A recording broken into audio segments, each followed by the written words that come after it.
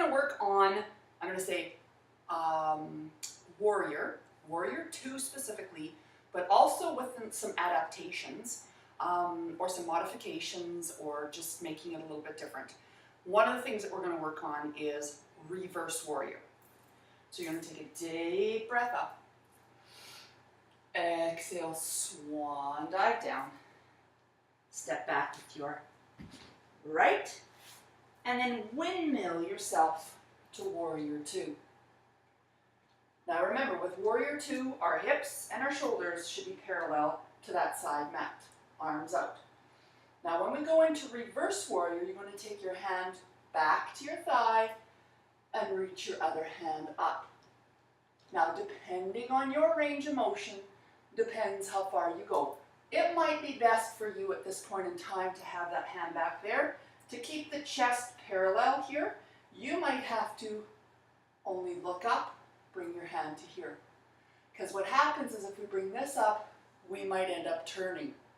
And that's not what we want. We want to keep those hips as parallel to that side mat as possible. Now that's Reverse Warrior.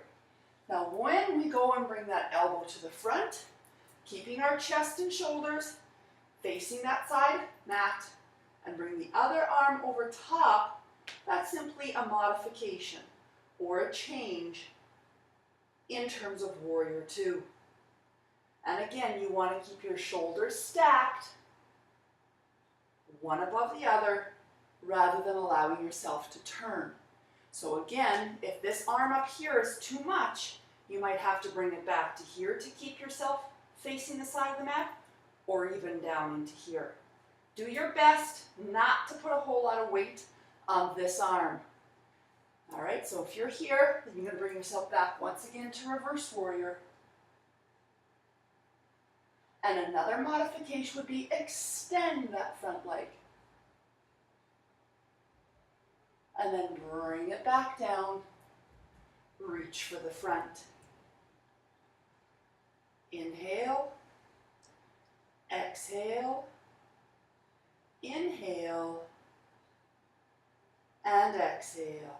Bring that arm around, turn and step ahead. Big breath up. Exhale, swan dive down, step back with the left. Reaching out in front and then up to Warrior 2. Making sure that front knee stays over top of its ankle. And then Reverse Warrior.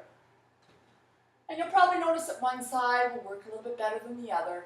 Stay as low as you can on that front leg, not extending it yet until we get to that particular position.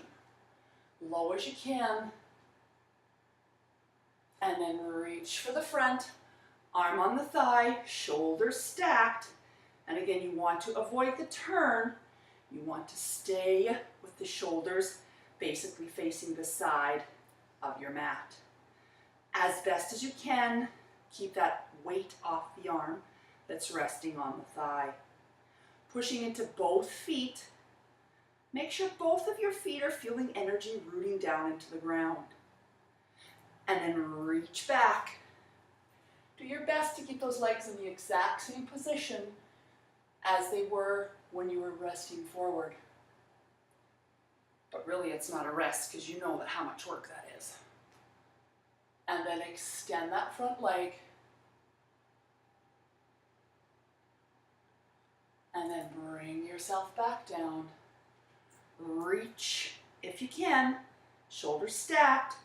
No weight or as little as possible on that arm resting on that thigh. Inhale. And exhale. Inhale. And exhale. And then reach up and around. Turn and face the front. Big step ahead. Big breath up. Exhale and down. And again, I'll say that's Warrior 2 with a twist, adding reverse, and then just a couple of other modifications or adaptations if you want to call it that. Happy practicing!